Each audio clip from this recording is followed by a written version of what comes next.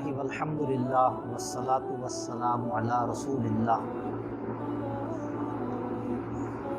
اما بعد فاعوذ باللہ من الشیطان الرجیم بسم اللہ الرحمن الرحیم ان اللہ وملائکتہ یصلون علی النبی یا ایہا الذین آمنوا صلوا علیہ وسلموا تسلیما والصلاۃ والسلام علیک یا رسول اللہ وعلی آلک واصحابک یا حبیب اللہ الصلاۃ والسلام علیک یا رحمۃ للعالمین وعلی آلک واصحابک یا خاتم النبیین۔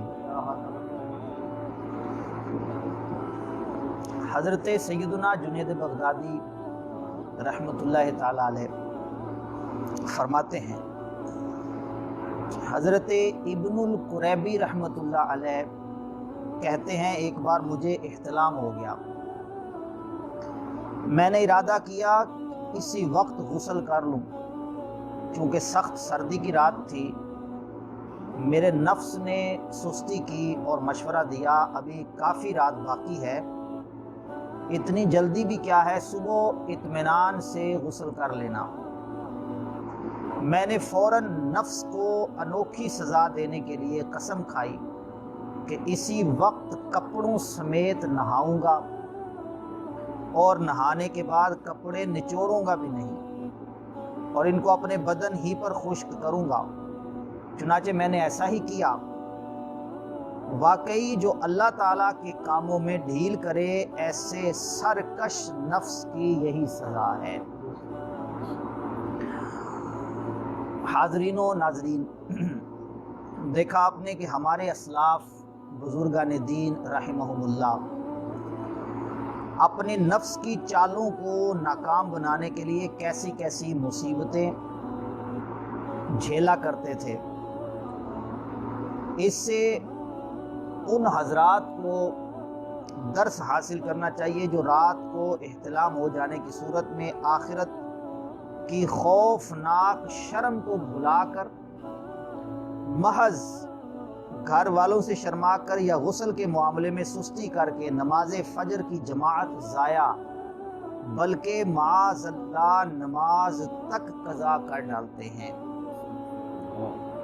جب کبھی غسل فرض ہو جائے تو نماز کا وقت آ جانے پر فوراً غسل کر لینا چاہیے۔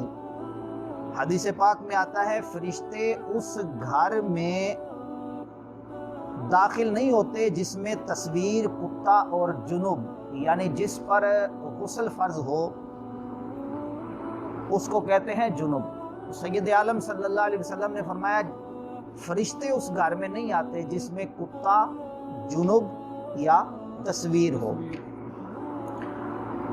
تو کتا گھر میں رکھنا، جیسے کہ یہ ایک رواج سا بنتا جا رہا ہے، لوگ شوقیہ کتے گھر میں رکھتے ہیں، یہ ناجائز ہے۔ اس کے رکھنے پر ممانعت فرمائی گئی، فرشتے رحمت کے فرشتے گھر میں نہیں آتے۔ اسی طرح جاندار کی تصویر گھر میں رکھنا، اب وہ تصویر خواہ کسی بزرگ کی ہو، پیر صاحب کی ہو، والدین کی ہو، کسی کی بھی ہو، تصویر کو گھر میں رکھنا یہ بھی گناہ ہے اور یہ بھی رحمت کے فرشتوں کو مانے ہے۔ رحمت کے فرشتے گھر میں نہیں آتے۔ حضرت عائشہ صدیقہ رضی اللہ تعالیٰ عنہ کہتی ہیں کہ میں نے ایک پردہ لگایا اور اس پر کچھ جانداروں کی تصویریں تھیں، نبی کریم صلی اللہ علیہ وسلم نے اس کو اتار دیا اور فرمایا کہ آئندہ اس کو نہ لگانا۔ تو تصاویر بھی نہیں لگانی اور گھر میں کتا بھی نہیں رکھنا۔ بعض لوگ سوال کرتے ہیں کہ جی حفاظت کے لیے کتا رکھ سکتے ہیں لیکن وہ بھی گھر سے باہر۔ تو یہ جو شوقیہ، کیونکہ مغربی تہذیب میں مسلمان بعض اس قدر آگے بڑھ چکے ہیں، مطلب ماڈرنزم کا نام اس کو دیا جانے لگا ہے کہ لوگ کیا کرتے ہیں کہ اب کتے کو تو ساتھ سلاتے ہیں، کتے کو اپنے بستر پہ ساتھ سلاتے لیکن والدین کو گھر سے نکال دیتے ہیں، انہیں اولڈ ہاؤس میں چھوڑ آتے ہیں اور کتوں کو ساتھ رکھتے ہیں۔ یہ بد نصیبی ہے۔ اور تیسری چیز فرمائی کہ جو جنب ہے، جس پر کسی سبب سے غسل فرض ہوا، وہ ہوتا ہے جنب، وہ بھی جس گھر میں ہو اس گھر میں رحمت کے فرشتے نہیں آتے۔ توجہ ہے جناب؟ اس گھر میں بھی رحمت کے فرشتے نہیں آتے۔ اچھا جی، غسل کے آج انشاءاللہ کچھ ضروری مسائل کا بیان ہوگا۔ تو پہلے غسل کا ہم طریقہ بیان کر لیتے ہیں، غسل کا طریقہ بیان کر لیتے ہیں، حنفی طریقہ۔ میں ترتیب کے ساتھ بیان کرتا ہوں، اس میں سنتیں بھی آ جائیں گی، مستحبات بھی آ جائیں گے، جس میں فرض بھی آ جائیں گے۔ پوری توجہ کے ساتھ آپ توجہ کر کے اس کو سماعت کیجئے۔ سب سے پہلے کیا کرنا ہے کہ بغیر زبان ہلائے، بغیر زبان ہلائے دل میں اس طرح نیت کیجئے کہ میں پاکی حاصل کرنے کے لیے، سب سے پہلا کام کیا کرنا ہے جی؟ بغیر زبان ہلائے دل میں اس طرح نیت کیجئے کہ پاکی حاصل کرنے کے لیے غسل کرتا ہوں، یہ ہے پہلا کام۔ اچھا، اس کے بعد جی پہلے دونوں ہاتھ پونچھوں تک 3 بار دھوئیے، پونچھوں تک، یہ جو ہے نا پونچھ، یہاں تک 3 بار دھو لیں گے۔ پھر استنجے کی جگہ دھوئیے، خواہ نجاست ہو یا نہ ہو، نجاست ہو یا نہ ہو استنجے کا مقام دھوئیں گے۔ پھر جسم پر اگر کہیں نجاست ہو تو اس کو دور کیجئے، جسم کے کسی بھی حصے پر نجاست ہے تو اس کو دور کیجئے۔ پھر نماز کی طرح وضو کیجئے، جیسے نماز میں وضو کرتے ہیں نا ایک ترتیب کے ساتھ وضو کیجئے، مگر پاؤں نہ دھوئیے، پاؤں نہ دھوئیے۔ ہاں اگر چوکی وغیرہ پر غسل کر رہے ہیں تو پاؤں بھی دھو لیجئے۔ پھر بدن پر تیل کی طرح پانی چپڑ لیجئے، خصوصاً سردیوں میں، اس دوران صابن بھی لگا سکتے ہیں۔ اچھا، پھر 3 بار سیدھے کندھے پر پانی بہائیے، پھر 3 بار الٹے کندھے پر پانی بہائیے، پھر سر پر اور تمام بدن پر 3 بار پانی بہائیے، پھر غسل کی جگہ سے الگ ہو جائیے، غسل کی جگہ سے پھر الگ ہو جائیے۔ اگر وضو کرنے میں پاؤں نہیں دھوئے تھے تو اب دھو لیجئے۔ نہانے میں قبلہ رخ نہ ہو، تمام بدن پر ہاتھ پھیر کر مل کر نہائیے، ایسی جگہ نہائیں کہ کسی کی نظر نہ پڑے۔ اگر یہ ممکن نہ ہو تو مرد اپنا ستر ناف سے لے کر دونوں گھٹنوں سمیت کسی موٹے کپڑے کے ساتھ چھپا لے۔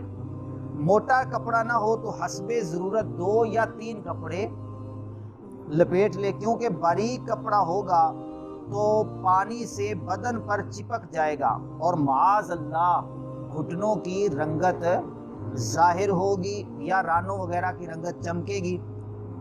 عورت کو اور بھی زیادہ اس میں احتیاط کی ضرورت ہے۔ دوران غسل کسی قسم کی گفتگو مت کیجیے، کوئی دعا بھی نہ پڑھیے۔ نہانے کے بعد تولیہ وغیرہ سے بدن پونچھنے میں حرج نہیں۔ نہانے کے فوراً بعد کپڑے پہن لیجئے۔ اگر مکروہ وقت نہ ہو تو 2 رکعت نفل ادا کرنا مستحب ہے۔ مکروہ وقت نہیں ہے نا، ایسے وقت میں غسل کیا کہ مکروہ وقت نہیں تو 2 رکعت نفل پڑھنا مستحب ہے۔ یہ نفل پڑھیں گے تو اس کا ثواب ملے گا انشاءاللہ۔ تو یہ ہے غسل کا حنفی طریقہ، غسل کا حنفی طریقہ۔ اچھا، یہ میں نے بیان کر دیا، ابھی انشاءاللہ اس کے فرائض بھی، کچھ احتیاطیں اور کچھ ضروری مسائل بھی بیان ہوں گے۔ میں ابتداً یہ بھی بیان کر دوں کہ غسل یہ طہارت میں بڑی اہمیت کا حامل ہے، اور ایک بہت بڑی تعداد ہے جن کو غسل کرنا نہیں آتا، جو لمبی لمبی باتیں کرتے ہیں نا، بڑی باتیں، ان کو یعنی چرب زبانی میں جو بڑے ماہر ہیں، سیاست پہ گھنٹوں تبصرے کرنے والے، میچ پر کمنٹریاں کرنے والے، پوری دنیا کی لگائی بجھائی میں حصہ لینے والے، ان سے پوچھ لیا جائے نا کہ غسل کا طریقہ کیا ہے، غسل کے فرض کتنے ہیں، تو بالکل وہ ایسے جھاگ کی طرح بیٹھ جائیں گے۔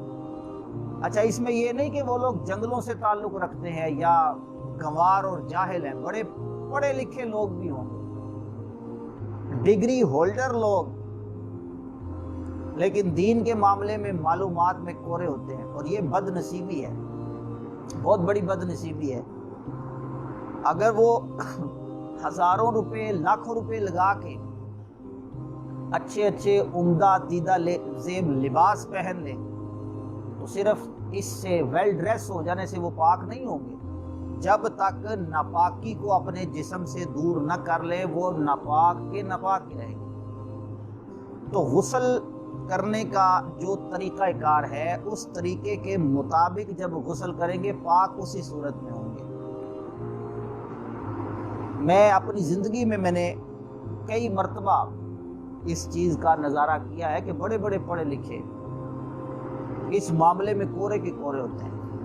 میں کئی مرتبہ بیان بھی کر چکا ہوں، آپ حضرات نے سنا ہوگا۔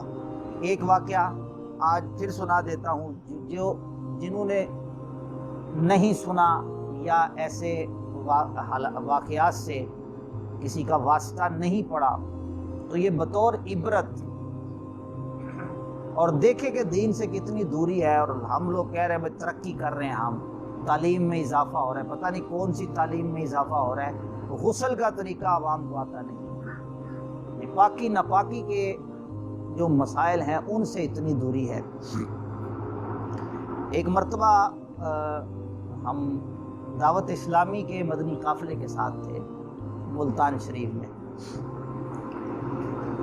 وہاں پر نماز ظہر کے بعد نا یہ شیڈول ہوتا ہے مدنی قافلے کا، جس کو جدول بولتے ہیں، وہ مدنی قافلے کا یہ جدول کے تحت ایک وہ چلتا ہے جس میں سیکھنے سکھانے کا، نوافل پڑھنے کا، نماز تہجد کا، یعنی ایک پورا جتنے دن کا بھی وہ قافلہ ہو تو اس کو ایک ٹائم کے اوپر وہ مینیج کرتے ہیں، وہ بڑے اچھے طریقے سے۔ میں مشورہ دوں گا کہ ہم یہ جب لاک ڈاؤن کی صورتحال کھلے تو شکرانے کے طور پہ مدنی قافلے میں سفر کریں، جہاں مطلب اتنے دن فارغ رہے، 3 دن اس میں اور ملا کے علم دین سیکھیں، شکرانے کے طور پہ اللہ کی راہ میں سفر کریں۔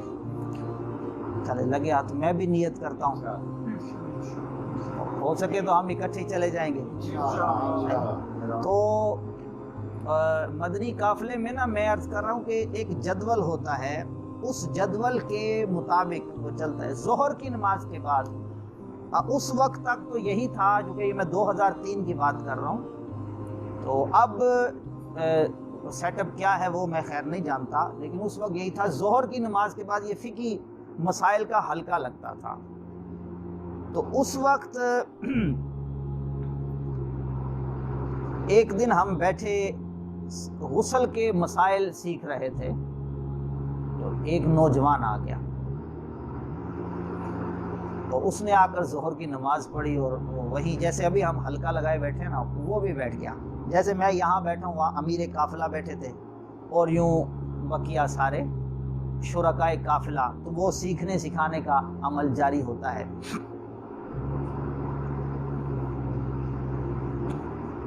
امیر قافلہ جو یاد کرواتے ہیں نا تو پھر وہ شرکا سے سنتے بھی ہیں کہ ہاں بھائی اب کون سنائے گا۔ تو غسل کے فرض یاد کیے جا رہے تھے، امیر قافلہ نے کہا کہ ہاں جی کون سنائے گا، تو وہ نوجوان بھی بیٹھ گیا تھا کہ اس نے کہا جی، اس نے بھی ہاتھ کھڑا کر دیا کہ جی میں سناتا ہوں۔ اب بڑی خوشی بھی ہوئی سارے شرکاء کو بھی کہ یہ باہر سے جو ہے نوجوان آیا ہے، اور اس کو بیٹھے بیٹھے یاد ہو گئے، سنے ہیں تو یاد ہو گئے۔ تو امیر قافلہ نے انہی سے کہہ دیا کہ جی آپ بیان کریں۔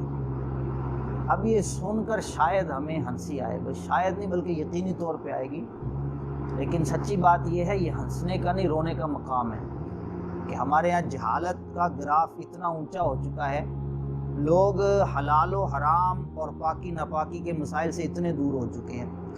امیر قافلہ نے جب ان سے کہا نا کہ آپ بیان کریں تو اس نے کہا جی 3 فرض ہیں۔ اب یہاں تک تو ٹھیک بتا دیا 3 فرض ہیں، جب پوچھا کون سے تو اس نے کہا جی تولیہ، صابن، پانی۔ اب یہ سننے کے بعد جو اس وقت مطلب کیفیت ہوئی، جو حالت ہوئی، اور اس کے بعد میں اس کو اس وقت سے اب تک جب بھی مطلب ایسی چھاپ پڑی ہے اس کی دل پہ کہ اس کے بعد جب بھی میں کبھی علم دین کی اہمیت بیان کروں، غسل کے تو جب مسائل بیان کروں یہ بات یاد آئی جاتی ہے اس کو۔ میں اگر یہ کہوں نا کہ میں نے سینکڑوں مرتبہ بیان کر دیا ہے تو مبالغہ نہیں ہوگا، اتنی مرتبہ میں بیان کر چکا، ذہن سے نکلتی نہیں۔ تو آپ اندازہ کیجئے کس قدر دوری ہے۔ ابھی ہم بھی غور کریں نا کہ ہم کتنے کامل ہیں طہارت کے مسائل میں۔ تو اگر کوئی بندہ نہیں سیکھتا اور پوچھتا بھی نہیں، اس کو نہیں معلوم، سیکھتا بھی نہیں ہے اور اس سے بالکل بے نیاز ہے، تو وہ اپنے آپ کو دھوکہ دے رہا ہے، ناپاکی حاصل کیے ہوئے ہے، وہ اپنے اوپر طاری کیے ہوئے ناپاکی۔ تو یہ جو ہے نا قابل مذمت عمل ہے۔ دین سیکھنا چاہیے، دین سیکھنے کا شوق ہونا چاہیے۔ نیند آئے تو کھڑے ہو جائیں، میں جی نیند آئے کھڑے ہو جائے، چوکنا رہنا چاہیے تاکہ یکسوئی کے ساتھ ہم اشارہ آپ کی طرف سے لے سکیں۔ تو غسل کے جو فرض ہے نا یہ بنیادی اہمیت رکھتے ہیں غسل درست ہونے کے لیے۔ تو آئیے پہلے یاد کرتے ہیں، پھر انشاءاللہ اس کے متعلق ضروری مسائل ہم بیان کریں گے۔ غسل کے 3 فرض ہیں۔ کتنے ہیں جی؟ 3 فرض۔ غسل کے 3 فرض ہیں۔ پہلا فرض ہے کلی کرنا۔ پہلا فرض کیا ہے؟ کلی کرنا۔ دوسرا ہے ناک میں پانی چڑھانا۔ پہلا فرض ہے کلی کرنا، دوسرا ناک میں پانی چڑھانا، اور تیسرا تمام ظاہر بدن پر پانی بہانا۔ تیسرا فرض کیا ہے؟ پانی بہانا۔ پہلا کیا ہے جی؟ کلی کرنا۔ کلی کرنا، اور تیسرا؟ اچھا جی، اب ان کی ذرا تفصیل ہم سن لیں۔ کلی کرنا، ناک میں پانی چڑھانا، یہ بڑی عام سی بات، ہم کرتے بھی ہوں گے، لیکن سنیے کہ کلی کیسی ہو، اس کے کیا کیا مسائل ہیں۔ فقہاء علماء فرماتے ہیں کہ منہ میں تھوڑا سا پانی لے کر تو مطلب پچ کر کے ڈال دینے کا نام کلی نہیں ہے۔ جیسے یہ ہے نا کہ پانی لیا، ایک آدھ مرتبہ ہلایا اور ڈال دیا، تو یہ فرض غسل کے لیے یہ کلی کافی، ایسی کلی کافی نہیں ہوگی، بلکہ منہ کے ہر پرزے، گوشے، ہونٹ سے حلق کی جڑ تک ہر جگہ پانی بہہ جائے، یہ ضروری ہے۔ منہ کے ہر پرزے میں اور ہر گوشے، ہر حصے میں، حلق کی جڑ تک ہر جگہ پانی بہہ جائے۔ اسی طرح دانتوں کے پیچھے اور گالوں کی تہہ میں، دانتوں کی کھڑکیوں اور جڑوں اور زبان کی ہر کروٹ بلکہ حلق کے کنارے تک پانی بہے۔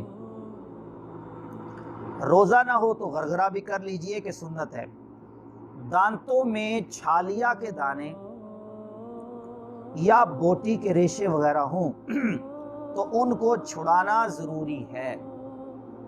جو لوگ مطلب پان کھاتے ہیں یا سپاری کھاتے ہیں تو اس کے ذرات جو ہے نا وہ پھنس جاتے ہیں، تو غسل سے پہلے وہ غسل جو کہ فرض غسل ہوتا ہے، جنابت کا غسل، اس کے لیے ان کا چھڑانا ضروری ہے۔ اس کو چھڑائیں گے تب غسل درست ہوگا۔ اچھا ہاں، اگر چھڑانے میں ضرر یعنی نقصان کا اندیشہ ہو، دانتوں سے اس کو چھڑانے میں اگر نقصان کا اندیشہ ہے کہ دانت ٹوٹ جائے گا یا تکلیف ہوگی تو پھر معاف ہے. اگر یہ اندیشہ نہیں ہے تو پھر یاد رہے کہ دانتوں میں کوئی چیز پھنسی رہ گئی تو اس کا چھڑانا ضروری ہے اور فرض ہے. اچھا، غسل سے پہلے دانتوں میں ریشے وغیرہ محسوس نہ ہوئے، غسل کرنے سے پہلے دانتوں وغیرہ میں ریشے محسوس نہ ہوئے اور رہ گئے، نماز بھی پڑھ لی مگر بعد میں معلوم ہوا تو ان کو چھڑا کر پانی بہانا فرض ہے، لیکن جو پہلے نماز پڑھی تھی وہ ادا ہو گئی. جو پہلے نماز پڑھی تھی وہ ادا ہو جائے گی، اس کو دہرانا ضروری نہیں ہے. لیکن اگر پتہ چلا کہ دانتوں میں کوئی چیز پھنسی رہ گئی اور پہلے معلوم ہی نہیں ہوا، اگر تو اپنی سستی کی وجہ سے پتہ تھا کہ کوئی چیز پھنسی ہے، اس کو نہیں چھڑایا، پھر تو غسل ہی نہیں ہوگا. ٹھیک ہے، پھر غسل ہی نہیں ہوگا اگر پانی وہاں نہیں پہنچا تو.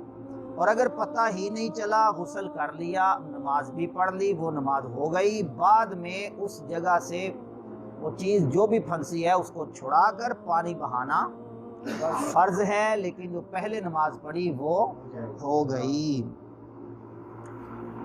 اچھا، جو ہلتا دانت مسالے سے جمایا گیا، ہلتا دانت مسالے سے جمایا گیا یا تار سے باندھا گیا اور تار یا مسالے کے نیچے پانی نہ پہنچتا ہو تو معاف ہے، اس کی معافی ہے.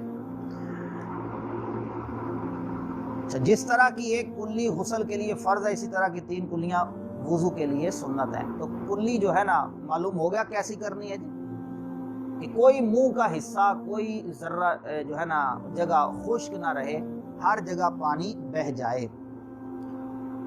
اچھا جی، دوسرا فرض کیا ہے؟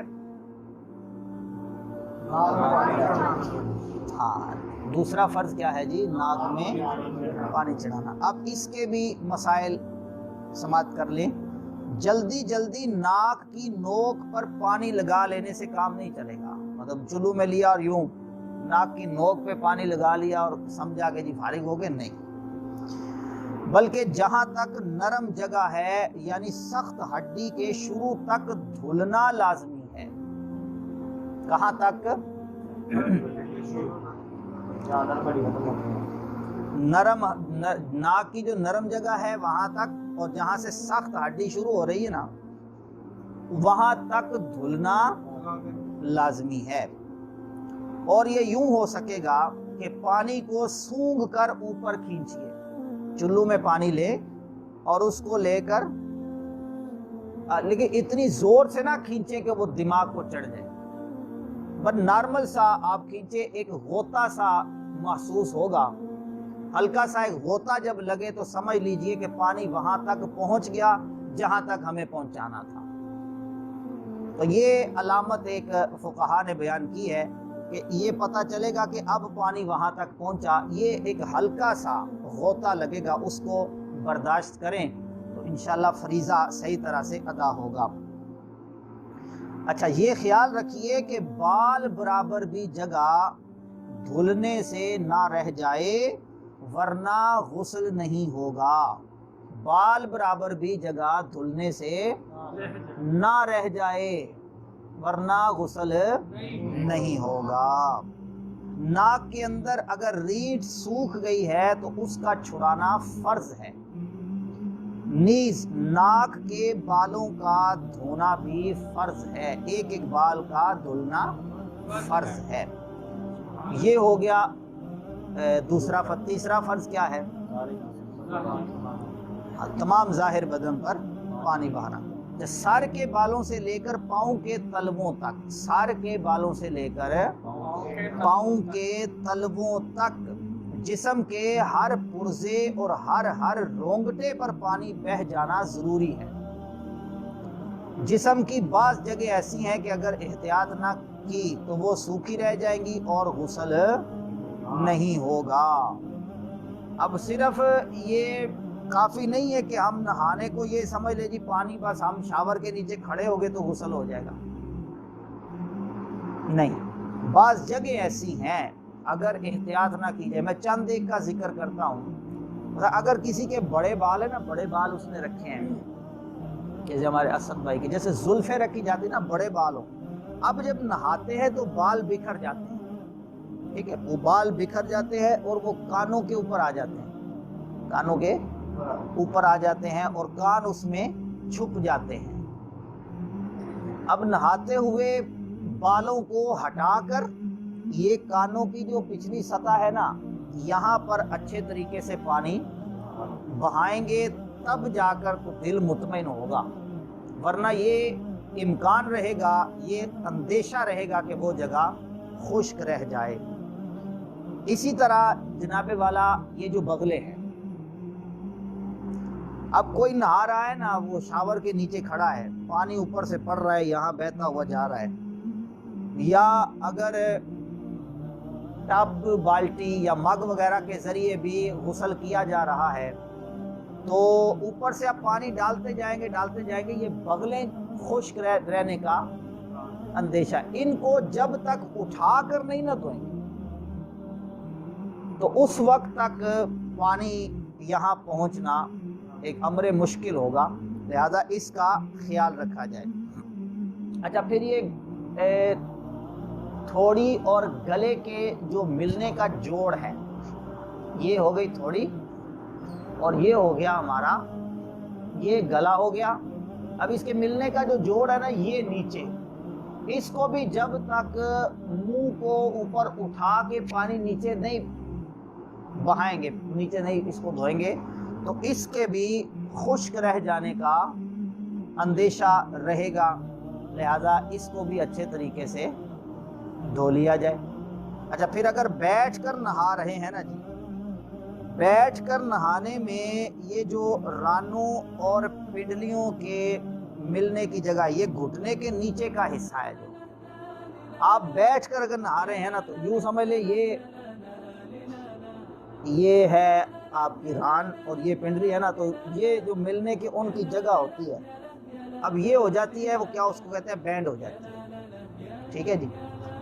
اب اس کو اگر آپ نیچے پانی نہیں بہاتے تو یہ جگہ بھی خشک رہنے کا امکان ہے، اور یہ میں بیان کر چکا کہ غسل کے اندر ایک بال برابر بھی جگہ کے خشک رہ جانے کی گنجائش نہیں ہے، ایک بال برابر جگہ بھی خشک نہیں رہنی چاہیے، تب جا کر غسل صحیح ہوگا، ورنہ نہانے کے باوجود بھی ناپاک کے ناپاک رہیں گے۔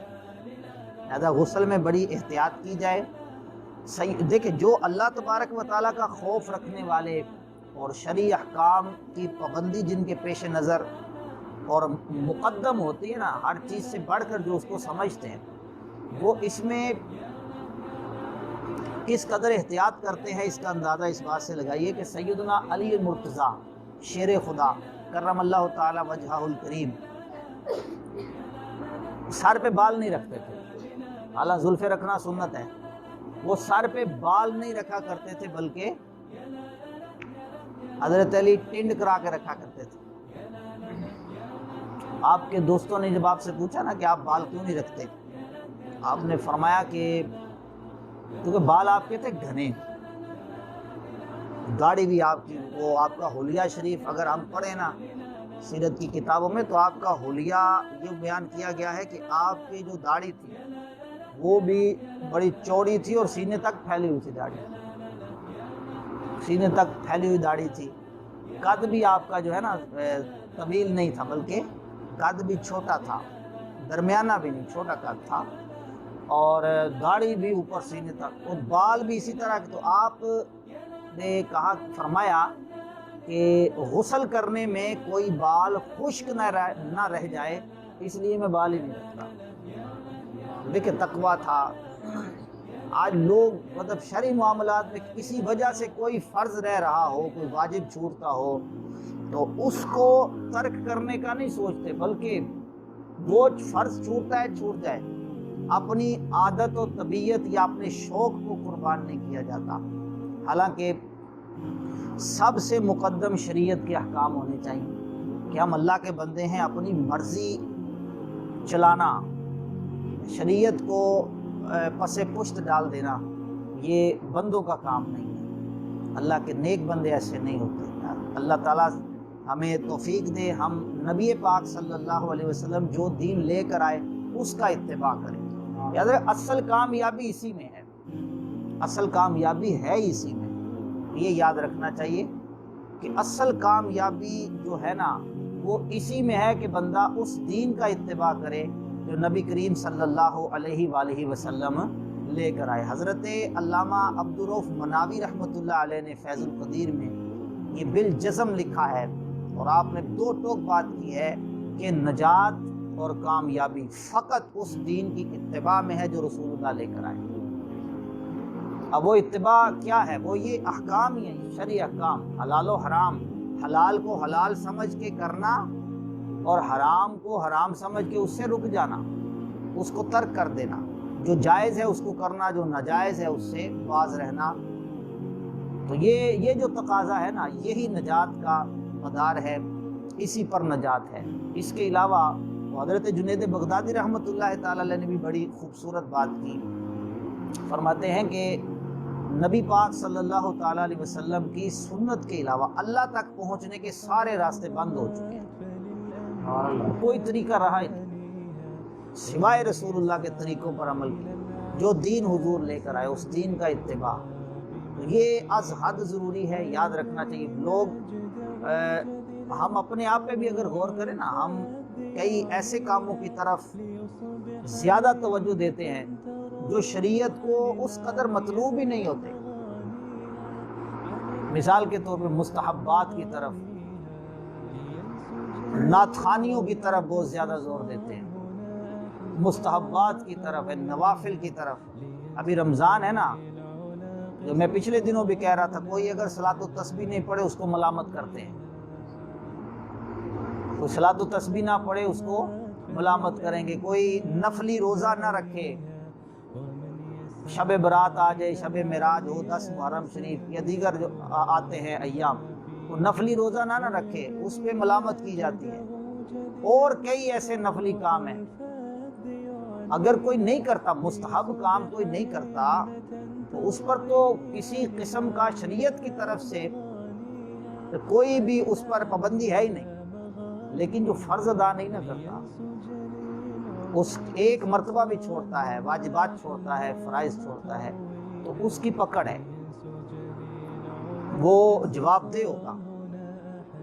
ہمارا زیادہ تر جو زور ہوتا ہے، بہت بڑی تعداد ہے جس کا مستحبات کی طرف، جائز کاموں کی طرف، نعت خوانیوں میں پوری پوری رات گزار دیں گے جی، لیکن فجر کی نماز میں سوئے رہیں گے، نمازوں کے اوقات آئیں گے پرواہ نہیں ہوتی، اور کبھی مستحب چھوٹ جائے، کوئی نفل کام چھوٹ جائے، ثواب والا کام کہ جو عند شرع فرض نہیں ہے، واجب نہیں ہے، اس پر جو ہے نا وہ واویلا مچانا شروع کر دیتے ہیں، افسوس کرتے ہیں۔ حالانکہ یاد رکھیے اصل جو ہے نا وہ فرائض ہوتے ہیں، پھر واجبات ہیں۔ وہ درجہ جو ہم نے ایک کورس کا دوسرا دن تھا جب بیان کیے تھے، احکام کی ایک جو ترتیب تھی، سب سے پہلے کیا ہے، پھر کیا ہے، پھر کیا ہے، اسی طرح بچنے کے اعتبار سے، تو ان چیزوں کو ہمیں پیش نظر رکھنا چاہیے۔ بنیادی چیزوں میں سے ایک چیز یہ غسل ہے کہ بندہ پاک ہی نہیں ہے نا، اگر ابھی یہ ہمارے پاس دیکھیں وقت ہوتا ہے محدود، تراویح پڑھنے کے فوراً بعد بیٹھتے ہیں، تھکاوٹ بھی ہوتی ہے، اب ایک ایک بات کو بڑی تفصیل سے بیان کرنے جائیں گے، اعلان تو ہم نے کیا تھا ایسے کریں گے، لیکن صورتحال اس کے بالکل برعکس ہے، اس طرح نہیں ہو پا رہی، تو یہ سیکھنے کا شوق رہنا چاہیے۔ ابھی غسل کا طریقہ بھی بیان ہوا، فرائض اور ان کی تفصیل بھی بیان ہوئی، کچھ ایسی چیزیں بھی بیان ہوئیں جو کہ احتیاطیں ہیں، لیکن ایسا نہیں کہ سب کچھ بیان ہو گیا۔ ہم خود اب غسل کرتے ہوئے یہ چیزیں پیش نظر ہوں، مشق کریں ان کی کہ کیا میرے جیسے میں پہلے غسل اگر تو اسی طریقے کے مطابق کرتے ہیں تو سبحان اللہ بڑی اچھی بات ہے، اگر کوئی غلطی تھی اور یہاں پر وہ مینشن ہوئی، ہمارے سامنے آئی، اب اس کو دور کرنے کے لیے کوشش رہنی چاہیے کہ وہ دور ہو اور ہماری طہارت جو ہے وہ کامل طریقے سے ہمیں نصیب ہو اور ہم صحیح طرح غسل کر کے پاک ہو۔ بندہ پاک ہی نہیں ہے تو وہ تو کوئی عبادت اس کی قابل قبول ہی نہیں، وہ ناپاک کا ناپاک رہے گا، رحمتوں سے دور رہے گا۔ اللہ تعالی ہمیں توفیق عطا فرمائے۔ انشاءاللہ کل سے اب نماز کے جو مسائل ہیں وہ شروع ہو رہے ہیں۔ کل انشاءاللہ شرائط نماز اپنی پوری تفصیل کے ساتھ نماز کی شرطیں، ان کے ضروری احکام بیان کیے جائیں گے۔ اللہ وحدہ لا شریک عمل کی توفیق دے گا۔